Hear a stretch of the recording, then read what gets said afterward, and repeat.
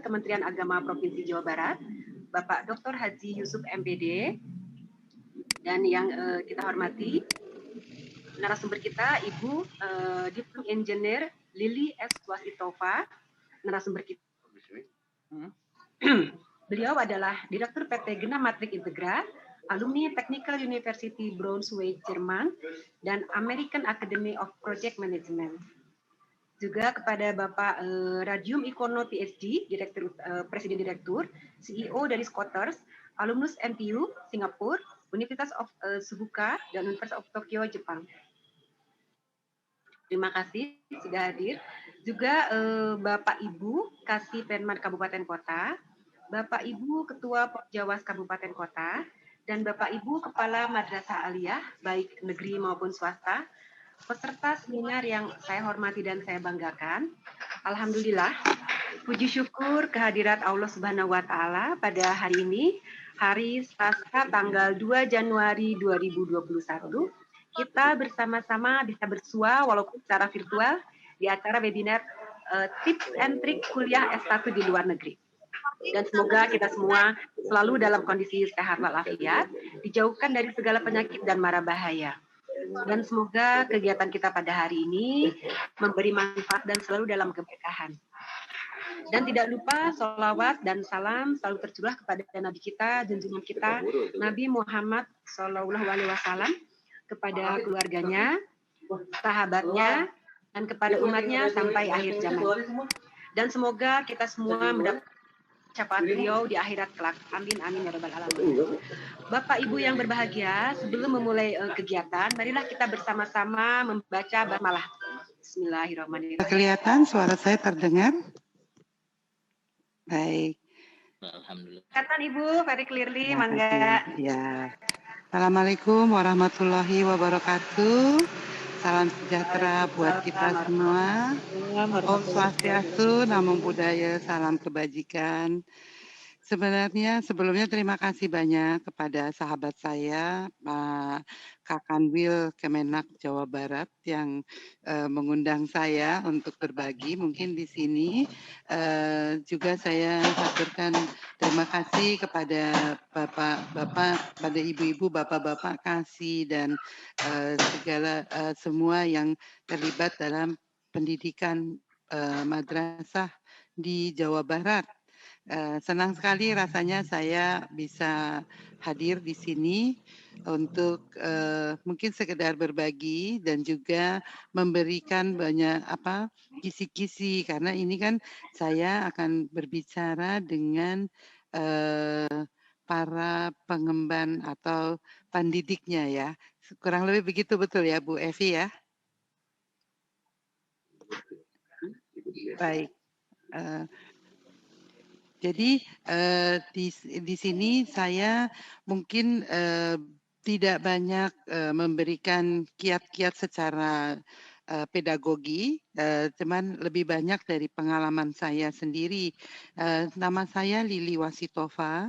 Saya lulus kuliah S2 di Jerman di bidang teknik penerbangan.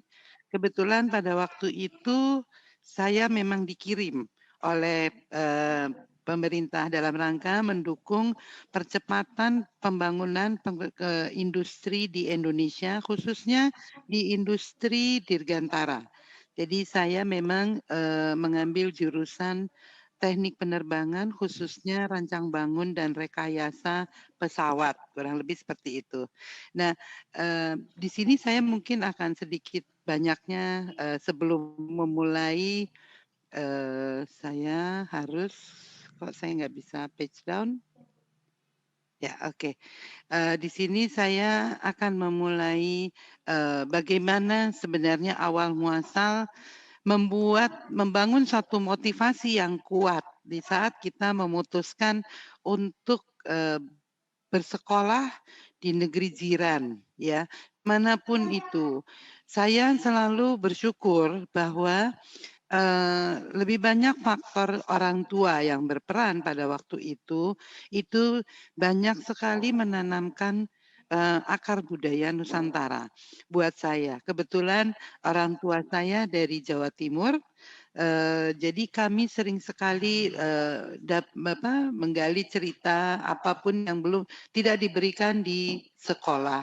Banyak, hal-hal seperti itu tertanam di dalam diri saya dan, penting sekali ternyata ternyata hal tersebut menjadi sangat penting pada waktu kita memang, menjadi musafir, kita berkelana, kita mencari ilmu dan kita punya satu perbandingan yang kuat, yang memberikan satu motivasi. Jadi saya rasa penting sekali untuk memberikan motivasi landasan utama kepada para anak didik ini, mau untuk apa kita bersekolah, berpendidikan ini.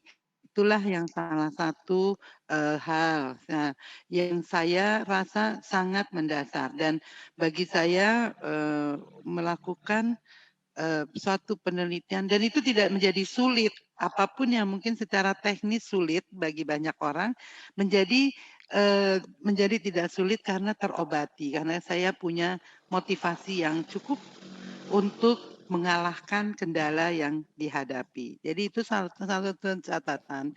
Bagi saya penting, untuk pemahaman akan Nusantara. Sebelumnya juga saya ingin, mengucapkan, selamat, milad ke-90 tahun bagi Nahdlatul Ulama yang jatuh pada tanggal 31 Januari kemarin. Ini salah satu bentuk dan salah satu cerita yang saya dapatkan bagaimana pada saat itu, di saat kelam sekalipun, ulama itu sudah menjadi ahli ilmu sebenarnya dan sudah melanglang buana untuk berbagi ilmu dan tidak kalah dibandingkan dengan orang-orang lain. Jadi banyak sekali cerita-cerita di mana orang-orang Indonesia dari bumi Indonesia itu mempunyai satu standpoint, satu pengetahuan yang memang diakui di mancanegara. Oke, jadi beliau Syekh Hasyim Asy'ari merupakan salah satu tokoh yang memang dalam menyampaikan pandangannya dan dalam perannya di membangun pilar di bumi Nusantara ini itu sangat luar biasa. Nah, saya selalu akan memulai satu paparan bagaimana sih mengenali Nusantara kita ini, bukan hanya sekedar angka-angka yang ada mengenai berapa suku bangsa, walaupun angka itu luar biasa ya. Ini patut harus banyak dimengerti oleh seluruh bangsa Indonesia karena ini satu hal yang dahsyat, yang hebat menurut saya.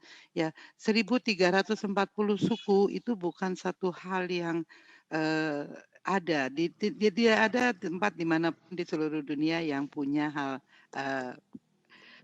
kekayaan seperti itu dengan lebih dari 700 bahasa daerah dan besarnya luasan daerah kita dan juga dengan bahasa kita yang sangat sangat bervariasi, 700 lebih bahasa daerah. Mungkin kalau di Jawa Barat kita akan lebih kental dengan bahasa Sunda, tapi tidak berarti tidak ada bahasa-bahasa daerah lainnya atau kelompok-kelompok yang mempunyai bahasa tersendiri, seperti itu mungkin ya. Lalu yang perlu dipahami, cermati, sebelum kita melangkah ke luar negeri, sebelum kita menaruh diri kita untuk melanglang buana atau memberi motivasi orang lain, anak-anak didik kita untuk melanglang buana. Mungkin perlu juga kita pahami betapa itu Indonesia hebatnya, yaitu kalau kita misalnya mau mengarahkan anak kita ini ke Eropa atau ke Timur Tengah. Itu perlu diketahui bahwa Indonesia yang kita bicarakan itu akan menutupi hampir seluruh wilayah Eropa kalau kita tumpukkan peta Indonesia dengan peta Eropa. Itu lebih dari 10 negara Eropa, 10 negara yang terpenting saat ini di dunia ini, itu nggak ada Bagus. bandingannya dengan Ya luasan udah. Indonesia. Ya, kemudian kalau kita mau mengarahkan anak didik kita ke Amerika misalnya, maka kita akan tahu kalau kita tumpukan peta Indonesia dengan benua Amerika, maka bentangan peta Indonesia itu akan akan mulai dari pantai barat sampai pantai timurnya seluas itu. Jadi kita berbicara mengenai Indonesia yang luar biasa dan itu patut anak-anak terutama kalau mau melanglang buana ini akan menjadi sangat penting. Kenapa? Karena kita pada saat kita menjadi student, menjadi pelajar di luar negeri, secara otomatis kita ini akan menjadi duta bangsa. Karena kita akan bergaul dengan teman-teman kuliah kita yang berasal dari negara lain. Nah, mereka akan selalu bertanya, "Kamu dari mana?" Maka jawabannya adalah, "Oh, saya dari Indonesia." Indonesia itu di mana? Seolah tidak tahu. Maka kita harus bangga untuk mengatakan, ini loh Indonesia. Sehebat itu Indonesia. Hal itu penting pada saat kita berinteraksi. Kenapa? Karena dengan begitu kita menunjukkan bahwa kita adalah bangsa yang mempunyai kepercayaan diri yang tinggi terhadap tempat di mana kita tumbuh dan berkembang dan di mana kita akan mengabdikan diri kita. Itu satu hal yang penting untuk tanamkan. Jadi akar itu harus kuat. Kenapa saya berbicara hal ini? Karena saya pun punya program untuk mengajak untuk pendidikan juga, ya mengajak anak-anak muda untuk punya skill, untuk disebut kalau di sekarang istilahnya vokasi ya mungkin, itu banyak sekali yang kurang memahami hal-hal mendasar tersebut. Jadi kalau memang program mau dibuat sesuatu yang sifatnya untuk go global itu bagus sekali dan itu harus karena tadi sudah dibuktikan ya even di tahun 2019-26 para ulama kita juga sudah global sebenarnya sudah didengar pendapatnya. Oke. Lalu apa ya pada saat kita akan membuat satu program seperti ini tuh perlu bukan hanya sekedar mengirim orang keluar lalu nanti pokoknya kita udah kirim bukan ya ada 8 hal yang wajib kita tanamkan kepada mereka-mereka yang memang ingin untuk mengemban ilmu di luar negeri. Yang pertama dan yang paling utama itu adalah harus adanya alasan dan motivasi yang kuat. Apa yang saya gambarkan tadi itu adalah salah satu Terus Pak Sofis mana? alasan yang salah satu langkah pertama yang memang dilakukan oleh orang tua saya.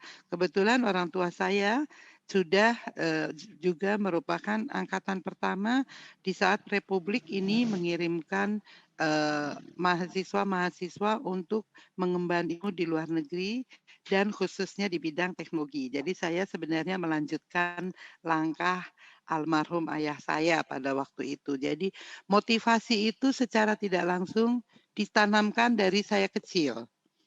Nah, bagi para pendidik, bagi madrasah-madrasah di lingkungan Kanwil Jawa Barat, hal ini tuh bisa dilakukan dan sangat mudah karena banyak contohnya. Ilmuwan-ilmuwan itu kebanyakan selalu melandasi di luar ya, untuk alasan dan motivasi itu selalu melandasi temuan-temuannya atau cara belajarnya itu dengan suatu filosofi atau filsafat. Kenapa cendekiawan-cendekiawan muslim saat ini banyak sekali yang, berkiprah dan, hasil-hasil research-nya itu digunakan khususnya di bidang teknologi ya, salah satu di keantariksaan, itu beliau ada, orang dari Mesir ya, orang yang, eee, diakui dunia untuk temuannya terkait nanoteknologi misalnya. Itu sangat mendasar dan kalau kita simak ceritanya, maka filosofi keilmuan itu semua akan kembali kepada ajaran atau alasan motivasi yang kuat dan tidak lepas daripada pemahaman agama yang menyatakan bahwa ilmu itu memang harus dikejar. Nah, itu penting menjadi satu landasan atau satu alasan yang kuat yang bisa kita tanamkan kepada mereka-mereka yang mau keluar negeri. Keluar negeri itu sebenarnya jauh daripada hanya sekedar gaya-gayaan ya. Yang kedua yang paling penting adalah perlu untuk meminta doa restu. Doa restu dari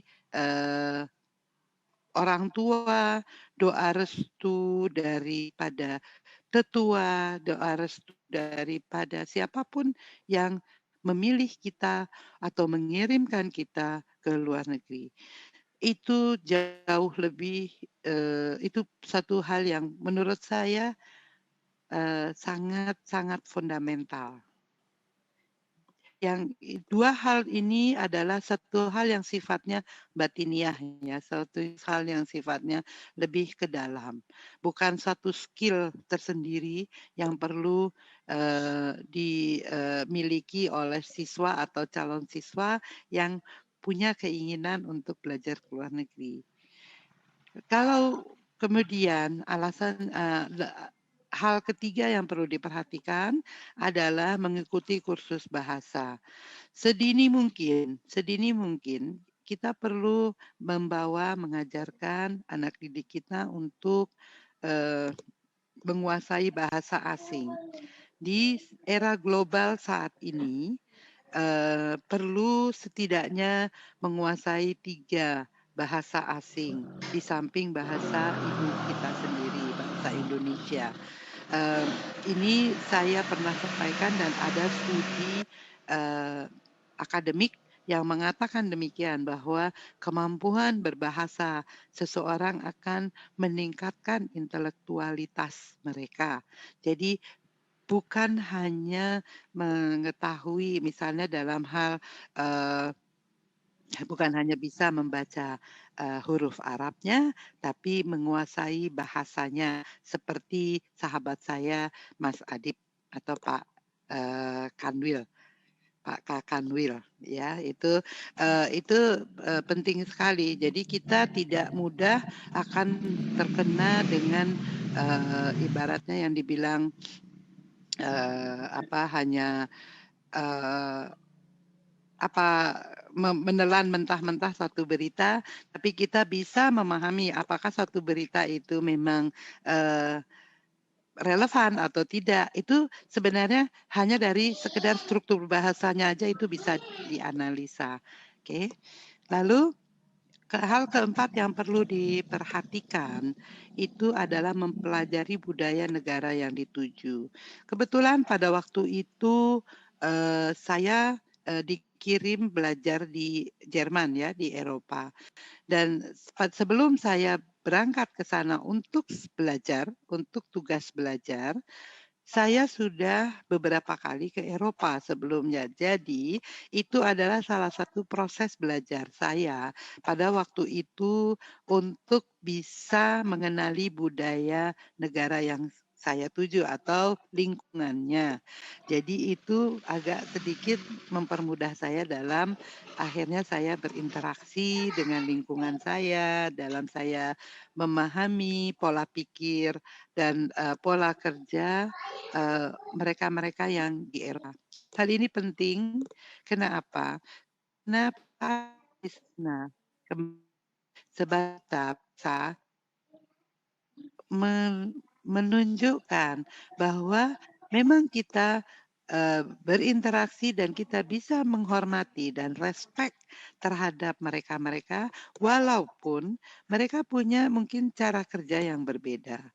Cara kerja yang berbeda bukan berarti tidak baik. Mungkin kita yang perlu meng-adjust, mengikuti cara kerja yang mereka dilakukan di sana, karena biasanya mereka akan cenderung, eee lebih bagaimana mereka itu bisa membangun atau bekerja dengan sangat terstruktur misalnya. Itu penting hal-hal seperti itu untuk dipelajari dan hanya didapatkan dengan kita mengenali budaya mereka. Mungkin tidak ada di, pelajaran itu di ruang kuliah, di perkuliahan, tetapi itu kita pelajari sebagai nilai tambah yang kita dapatkan dari lingkungan, dari budaya di mana kita berada. Kemudian hal kelima yang perlu diperhatikan adalah sebisa mungkin membuat rencana yang matang. Rencana yang matang terkait apa? Terkait mungkin perlu diperhatikan program studi dan juga mungkin mau kemananya, itu banyak hal. Mungkin di sini saya nggak akan terlalu detail, tapi ini lebih teknis ya. Jadi bukan dan bisa dibimbing. Itu biasanya nanti ada counselor yang bisa untuk konsultasi. Kalau nanti mungkin dari Kanwil Jawa Barat perlu mengkonsultasikan gimana sih membuat rencana yang matang, rencana studi, saya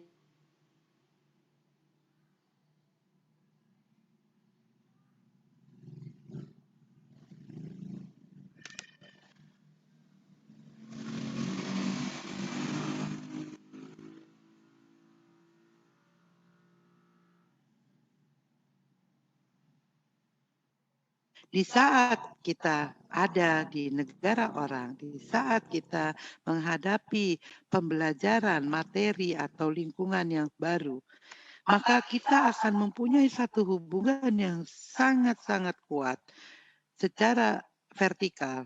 Hablum minallah. Ini menjadi satu pegangan yang luar biasa. Di samping motivasi tadi, tetapi dalam kita melangkah kita setiap kesulitan yang kita hadapi, kita akan bawakan itu semua dalam doa. Kenapa? Nggak ada tempat curhat dan nggak perlu juga curhat ke manusia. Karena kadang eh, permasalahannya berbeda ternyata gitu ya. Jadi di sini pentingnya penanaman dari dini, mungkin dari sekarang, dari madrasah, perkuatan bagaimana anak-anak kita bisa membangun hubungan vertikal, hubungan hablum minallah yang mereka bisa hadirkan dari hati. Semua itu memang harus dari hati. Dan yang penting, secara bersamaan kita bisa membangun hubungan horizontal, hablum minannas, dengan orang yang berbeda dengan kita, dengan orang yang mungkin kita nggak mengerti dia nih ngomong apa, tapi kita akan belajar mengerti karena kita belum lancar bahasanya, dengan orang-orang juga dari negara-negara lain, bukan di duduk setempat di mana kita berada. Itu menjadi sangat penting karena disitulah terjadi satu diskusi, disitulah terjadi satu pemahaman yang lebih luas akan bagaimana manusia-manusia lain itu atau bangsa-bangsa lain itu membangun pola pikirnya, sikapnya, kebiasaannya, dan lain sebagainya. Hal itu jauh dari apa yang banyak dibicarakan di sosial media. Jadi kita memang perlu berinteraksi langsung. Ya, saya menyarankan selalu kepada adik-adik kelas saya itu. Kebetulan saya berangkat sebagai angkatan pertama, saya punya adik-adik kelas, itu selalu saya menyarankan untuk berinteraksi. Gimana sih cara interaksinya? Ya salah satunya mungkin kalau mungkin jadi saya di sini percaya bahwa nanti ada satu sikap, itu yang tergantung dari apa yang kita cari. Kalau kita mencari kebaikan, maka kebaikanlah yang akan datang kepada kita. Itu saya alami bertahun-tahun. Saya, menjadi musafir 10 tahun, itu sepanjang langkah saya rasa itu yang saya alami. Di mana saya mencari jawaban atas permasalahan saya dengan doa. Saya alhamdulillah pada saat itu selalu dipertemukan dengan orang-orang yang menjadi jawaban atas doa saya. Jadi memang kita harus membangun lingkungan dan harus bersilaturahmi siapapun. Kepada siapapun, bukan hanya kepada mereka-mereka yang, muslim, tapi juga kepada mereka-mereka yang ada di sekitar kita, apapun. Karena menjadi duta secara tidak langsung ya menunjukkan bahwa, oh kalau muslim tuh ternyata sesama muslim dan non-muslim itu berinteraksi dengan baik dan itu salah satu kekuatan bangsa Indonesia. Itu yang penting untuk ditanamkan kepada anak-anak kita menurut saya.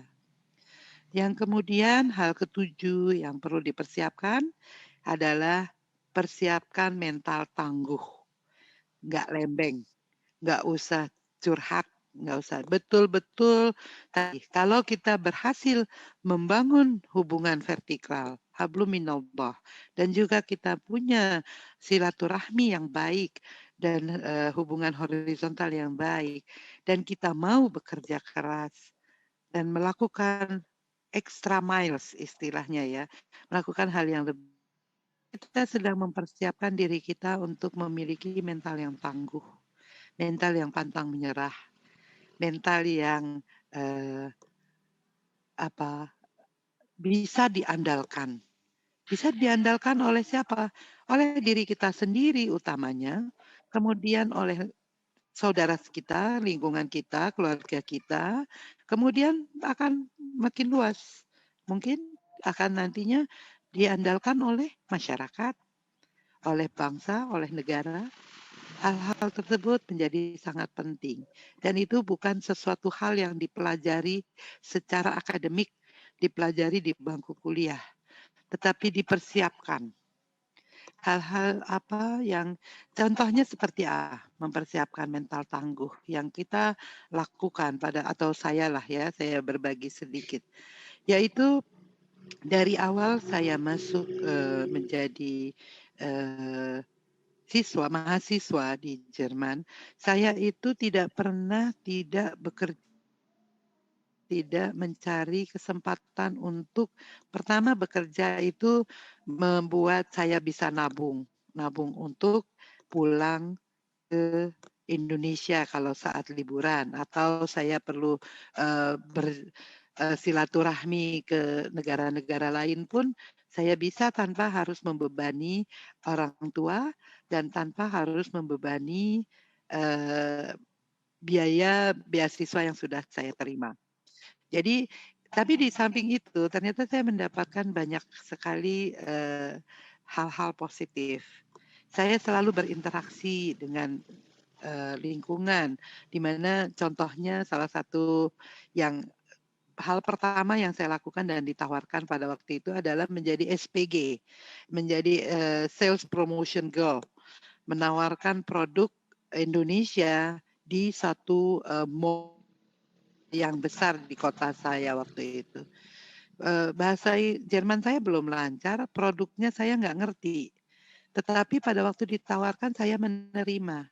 Karena ternyata proses itu, selama masa sales itu, masa promo itu dalam kerangka kerjasama Indonesia Jerman pada waktu itu, ternyata saya belajar lebih banyak. Bahasa saya menjadi tidak minder untuk ketemu orang, untuk menawarkan.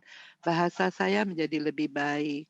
Dan saya belajar bahwa pada saat saya berinteraksi dengan orang lain, yang mereka tahu bahwa saya ini tidak lancar.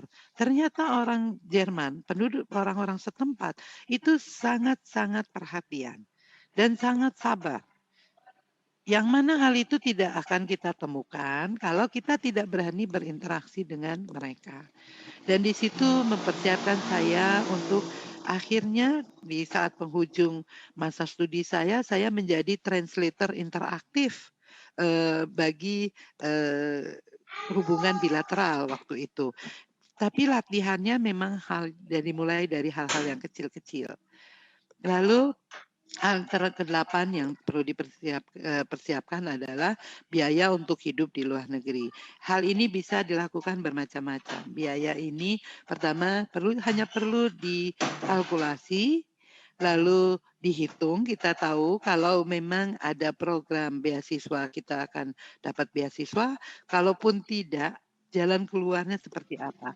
Tetapi di sini mengajarkan kita untuk harus kita tanamkan sih sebenarnya tepatnya. Harus kita tanamkan kepada anak-anak kita untuk bisa memulai mengelola keuangan dengan baik. Karena unsur biaya itu bukan sesuatu hal yang perlu dikatakan itu mahal atau murah, tetapi bagaimana mengelola biaya yang ada. Jadi dengan gitu itu ada kaitannya dengan mental tangguh tadi.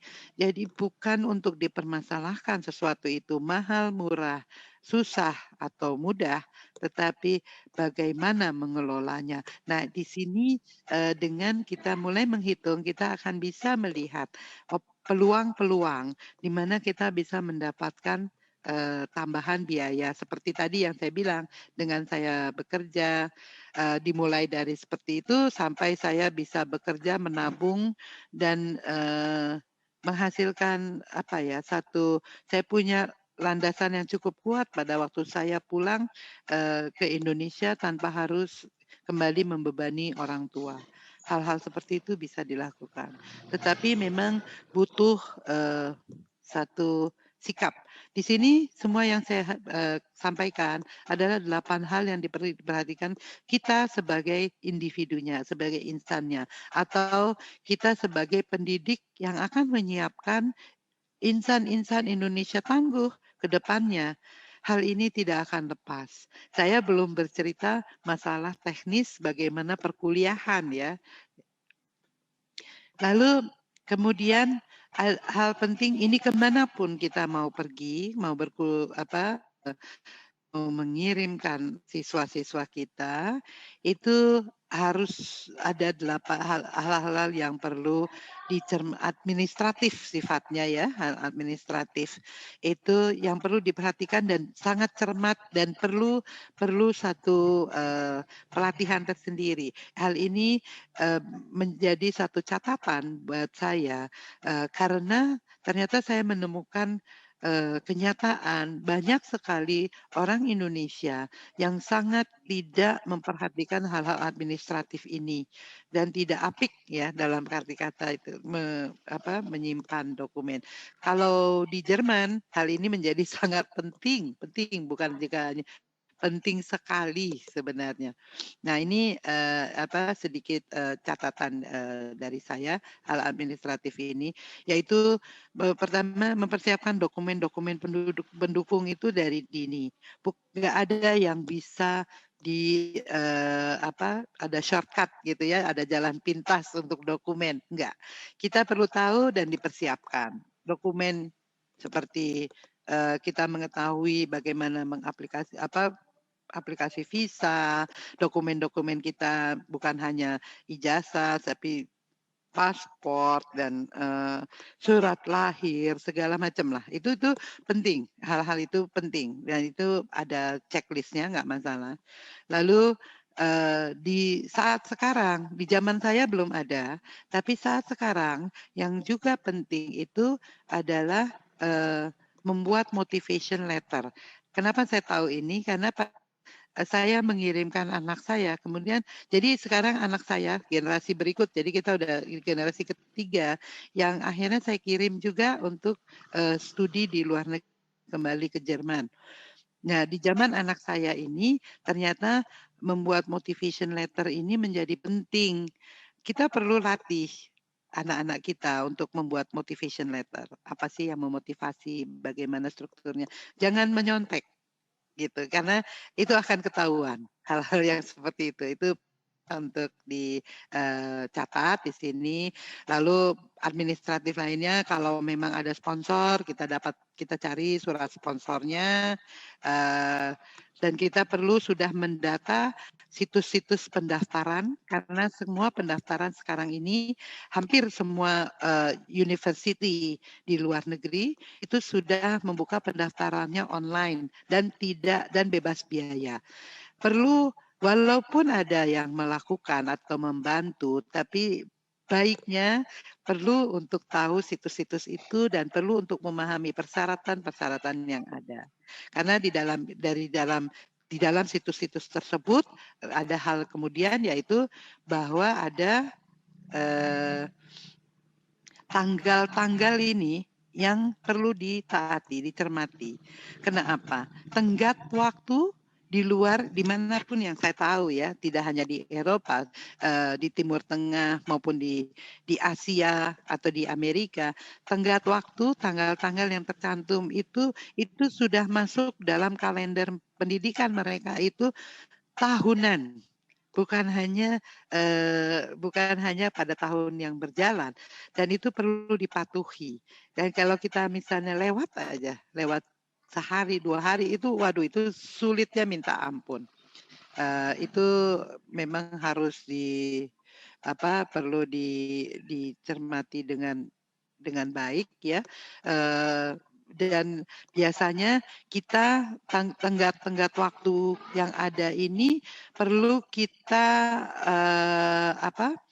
kita tarik mundur dalam persiapan kita yang tadi ya, membuat rencana yang matang itu kita tarik mundur biasanya.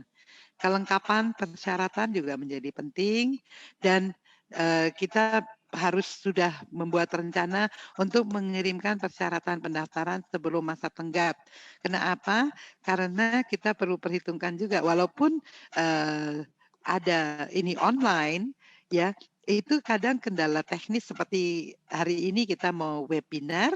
Alhamdulillah ya, kita hari ini bisa melaksanakan webinar ini, tapi kita mencoba sebelumnya ternyata ada kendala teknis yang di luar dugaan. Nah, hal-hal seperti ini perlu diperhatikan. Jadi kita perlu mempersiapkan segala sesuatunya itu sebelum masa tenggat. Dan yang sangat direkomendasikan adalah memiliki kontak person atau orang yang tahu, yang bisa membimbing bagaimana sih di situ. Nah, saya sendiri pribadi menyarankan kontak-kontak person seperti ini adalah kontak-kontak person yang tidak berbayar. Karena apa? Karena itu salah satu tolak ukur dalam perjalanan saya dan anak saya sekarang juga. Tolak ukurnya di mana-mana, kalau di university semua itu sebenarnya tidak berbayar, dan kita tahu kita akan punya reliability-nya menjadi lebih tinggi seperti itu. Agak berbeda mungkin ya dengan di Indonesia ya. Cuman saya perlu sampaikan hal ini, terutama bagi kita pengampu, kita orang-orang yang mengawal anak-anak didik kita untuk menjadi insan-insan tangguh di masa depan bangsa kita. Nah, ini perlu diperhatikan. Salah satu yang mendasar di Jerman adalah pendidikan itu tidak berbayar. Pendidikan itu adalah bagian dari layanan yang diberikan pemerintah. Dan itu para pendidiknya pun dibayar oleh pemerintah. Tidak berbayar dalam arti kata tidak ada mata kuliah yang dihargai. Sekian SKS itu berapa. Enggak. Kita bayar administratif per semester itu ada bayarannya. Di Jerman itu juga wajib setiap student untuk punya asuransi kesehatan. Kenapa? Itu untuk kebaikan student sendiri, kita sendiri. Karena biaya di sana mahal kalau kita tidak punya asuransi kesehatan. Dan asuransi kesehatan di sana sudah merupakan salah satu yang terbaik ya yang saat ini ada di dunia. Jadi memang apa hal-hal yang kalau diwajibkan di sana itu sudah dipastikan untuk kebaikan mahasiswa atau pendatang bagi kita-kita yang baru untuk ikut mengikuti sistem yang berlaku di negara tempat kita belajar. Dalam hal ini saya pada waktu itu di Jerman. Nah, hal tersebut mungkin terasa awalnya, waduh, saya mesti bayar nih setiap bulan sekian. Enggak, memang informasinya seperti itu dan kita sendiri yang akan dikasih tahu kemana mengurusnya dan secara kolektif university itu selalu punya perwakilan yang akan memang mengurus kita, bukan jualan. Mereka tidak lagi berjualan, tapi memang mengurus kita untuk kasih tahu. Ini loh, asuransi kesehatan ini kalian akan dapat apa aja. Kemana dokter yang dekat dengan asrama, gitu ya, misalnya seperti itu. Nah, hal-hal seperti itu adalah bagian dari kinerja university di luar negeri. Jadi kontak person di sini seperti itu yang saya alami dan saya mungkin berbaginya seperti itu. Saya mencermati sekali. Pada waktu itu orang yang menjadi kontak person kita itu memang akan menunjukkan.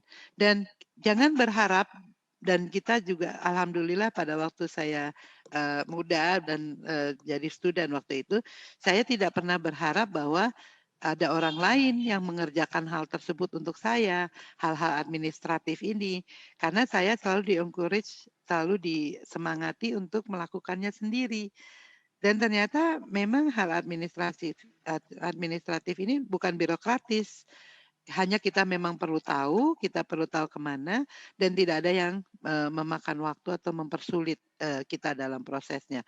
Hal mendasar lainnya adalah nanti di mana kita harus urus sendiri itu masalah izin tinggal, itu administratif yang perlu diperhatikan.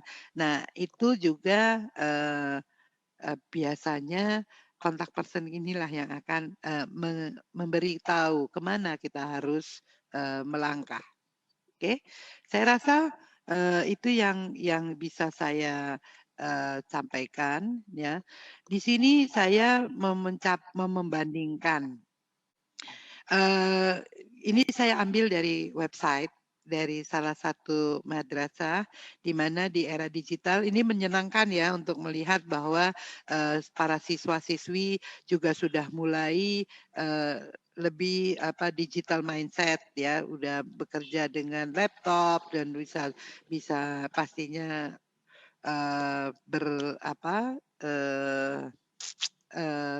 berkomunikasi di dunia maya seperti itu ya. Seperti kita hari ini juga. Lalu yang di sebelah kanan ini adalah salah satu saya rasa yang tipikal di mana ini salah satu keguyuban. Ini satu hal yang perlu kita miliki ini nilai lain dan ini satu kekayaan bangsa Indonesia.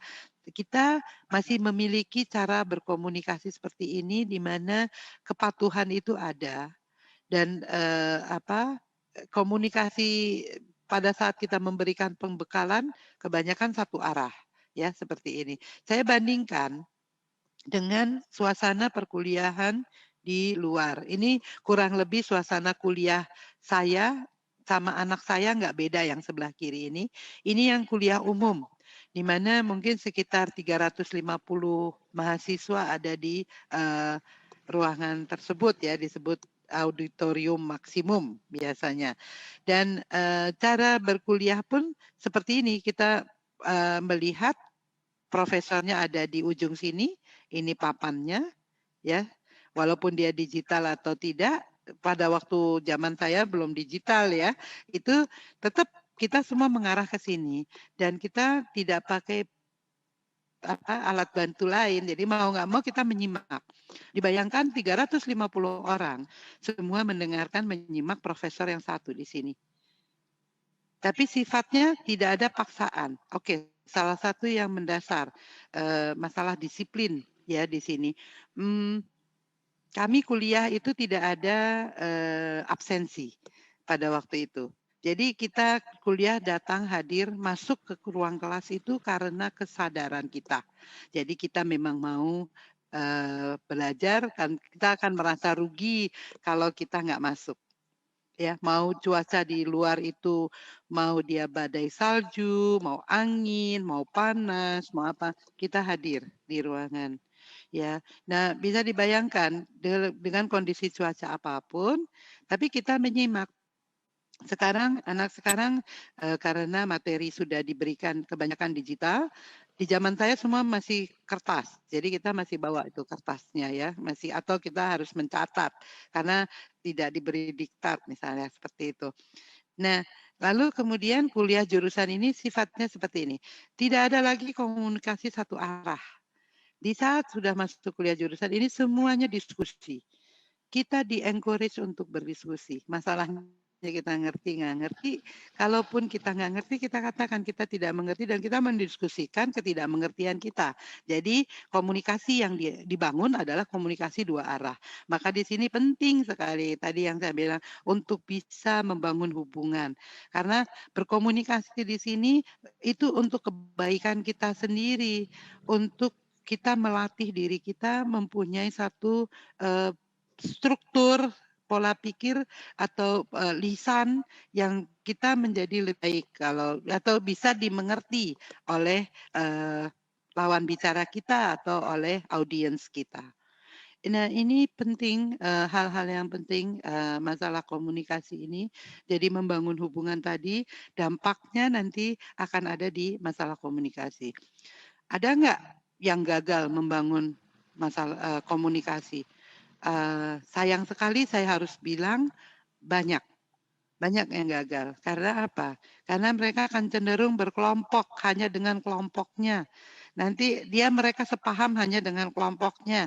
Begitu berkomunikasi di keluar, mereka merasa tidak dimengerti, terus nanti mereka akan menarik diri atau apa gitu ya. Itu sayang untuk kesempatan yang sudah dibangun. Maka perlu sekali dipersiapkan dari dini. Menurut saya itu bisa dikondisikan selagi anak-anak masih di sekolah.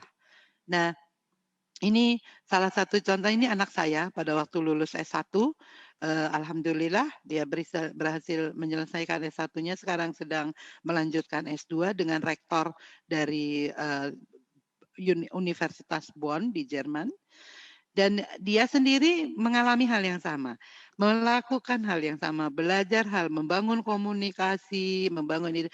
Jadi perjuangan yang panjang dengan dicapainya kelulusan S1 pada saat itu merupakan perjuangan semua pihak.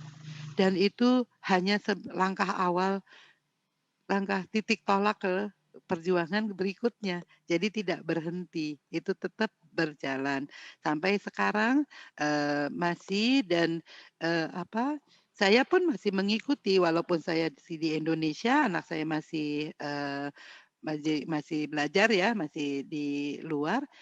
Saya mengikuti perkembangannya dan juga bagaimana perkembangan lingkungan di Jermannya sendiri gitu. Jadi penting sekali. Jadi saya berbicara sebagian besar ini apa yang saya sampaikan bukan hanya pengalaman saya pribadi, tetapi juga pengalaman saya mengantarkan anak saya dan beberapa temannya dalam mereka menggapai cita-cita mereka gitu. Ya, jadi selama di luar negeri kita itu penting. Ini tips and tricks, ini benar-benar tips and tricks. Kita harus paham bahwa selama kita ada di luar itu betul-betul semua kesempatan itu terbuka. Selama kita mahasiswa, kita ada di luar, semua kesempatan terbuka. Tergantung kita mau rajinnya seperti apa untuk menggapai kesempatan. Seperti tadi saya bilang, mau kerja ekstra nggak gitu kan, mau ada bukan cuma sekedar karena uangnya gitu ya, tapi ternyata berkah-berkah lainnya di samping itu yang luar biasa, itu yang intangible yang ternyata kita tidak perhitungkan sebelumnya. Nah, yang paling penting pertama adalah kita mengajarkan anak-anak kita itu selalu untuk punya happy soul. batin kita harus bahagia, batin kita harus terbuka untuk menerima hal-hal baru. Ya, itu jadi keterbukaan ini menjadi penting ya. Happy soul ini menjadi penting karena kita akan tahu kita akan punya kendala kok. Kita akan tahu akan ada masalah kok. Tapi dengan kita punya mindset dan batin kita yang bahagia dan terbuka, itu akan sangat membantu. Mungkin separuh dari masalah itu sudah teratasi dengan sikap yang seperti ini. Ini perlu ditanamkan. Yang kedua, disiplin tinggi, perlu. Waktu, disiplin terhadap semua hal, terhadap cara belajar, terhadap semua orang punya cara belajarnya masing-masing. Tetapi bagaimana kita mendisiplinkan diri, nah itu yang menjadi penting. Bukan karena disuruh orang lain, tetapi karena kita yang mau. Itu perlu dicermati ya. Lalu trik yang kemudian itu adalah banyak berinteraksi dengan masyarakat setempat. Hal ini saya rasakan sekali pada waktu saya sebagai student, saya memilih saya menikah sebelum saya berkarya kembali atau lulus ya sebagai sarjana, karena buat saya pada waktu itu pilihan saya adalah keluarga dan anak menjadi prioritas. Ternyata dengan saya berinteraksi dengan masyarakat itu saya mendapatkan banyak sekali masukan dan luar biasa gitu bantuan dan info-info dan dukungan dan tidak ada border ya, nggak ada masalah. Pada waktu itu misalnya saya sudah berkerudung ya, pada waktu itu masyarakatnya tidak menolak, nggak ada masalah tuh, karena kita membawa diri aja dengan baik. Jadi nggak ada stigma di dalam masyarakat itu sendiri. Itu yang saya rasakan dan itu sangat membantu pada prosesnya. Karena saya nggak tahu ada dokter anak di mana. Yang jelas universitas nggak memberikan informasi itu. Saya hanya bisa dapatkan dengan dari lingkungan saya. Seperti itu ya. Lalu mau bekerja keras, lakukan lebih. Tadi saya sudah sampaikan kurang lebihnya seperti apa. Jangan pernah ragu untuk melakukan kerja apapun itu sampai kita tidak harus milih-milih menurut saya, kerja keras aja, harus berpikiran terbuka dan juga terbuka terhadap bahwa orang lain punya sikap yang berbeda dengan kita. Yang terakhir, tips yang paling utama itu adalah kita nggak boleh terlalu cepat puas diri terhadap capaian-capaian yang ada. Itu hanya sebagai langkah awal. Jadi berpuas diri itu adalah sesuatu hal yang akan menjadi racun menurut saya. Dan di luar itu saat begitu kita cepat puas diri akan beda orang. Nah ini dan sebagai scientist itu saya diajarkan untuk tidak mengatakan bahwa apapun yang saya teliti pada saat itu sudah selesai dan itulah yang paling benar. Tidak.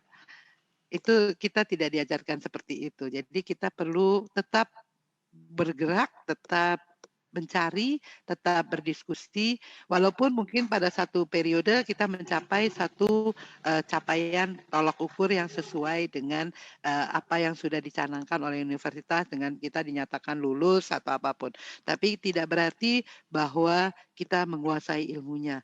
Itu yang dicanangkan sebenarnya oleh profesor-profesor saya pada waktu itu saya berkuliah di luar negeri. Mungkin untuk sebagai penutup di sini, saya ingin mengutip 2 yang selalu memotivasi. Jadi penting ya selama kita bermusafir itu kita selalu penting untuk punya quotes-quotes yang mengangkat motivasi diri ya. Salah satu yang selalu saya kutip itu dan saya aminkan itu selalu dari Sayyidina Ali bin Abi Thalib yang saya belajar bahwa beliau itu sebagai ilmuwan itu luar biasa. apa-apa yang ditulis. Bukan hanya beliau ya, banyak sekali ilmuwan. Dan saya belajar juga ada menggali di luar di waktu-waktu senggang saya pada waktu itu saya memang menggali ilmuwan-ilmuwan bagaimana muslim-muslim tangguh di zamannya menggali ilmu dengan berbasiskan berlandaskan Al-Quran. Alhamdulillah sampai saat ini pun saya ada kenal satu profesor Indonesia di luar negeri yang beberapa profesor ya yang melakukan hal yang sama. Itu luar biasa. Jadi kita ini madrasah ini sebenarnya satu fondasi yang kuat yang akan melahirkan banyak-banyak pemikir dan orang-orang hebat menurut saya. Jadi quotes yang saya ambil dari itu adalah ilmu itu lebih baik daripada harta. Ilmu menjaga engkau dan engkau menjaga harta. Ilmu itu penghukum dan harta itu terhukum. Harta itu kurang apabila dibelanjakan, tetapi ilmu bertambah apabila dia dibelanjakan. Pada saat kita memberikan ilmu, ternyata kita mendapatkan lebih dari itu. Lalu dari founding fathers kita, Bung Karno, yaitu di saat kita memiliki keinginan yang kuat dari dalam hati, motivasi yang besar dari hati kita, maka seluruh alam semesta akan bahu-membahu mewujudkannya. Dan itu yang saya amini. Di saat saya mengalami kesulitan, saya merasa bahwa, waduh ini udah kayaknya nggak sanggup nih saya nih.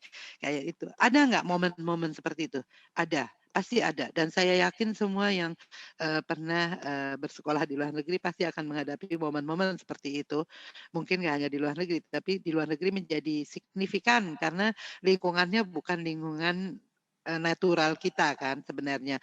Nah itu penting sekali untuk bisa mengangkat motivasi kita, diri kita sendiri dengan memperbanyak mungkin belajar dari quotes-quotes para siapapun yang kita kagumi.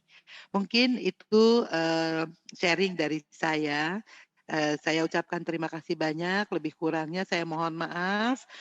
Billahi taufik wal hidayah. Wassalamualaikum warahmatullahi wabarakatuh. Om Santi Santi Santi Om.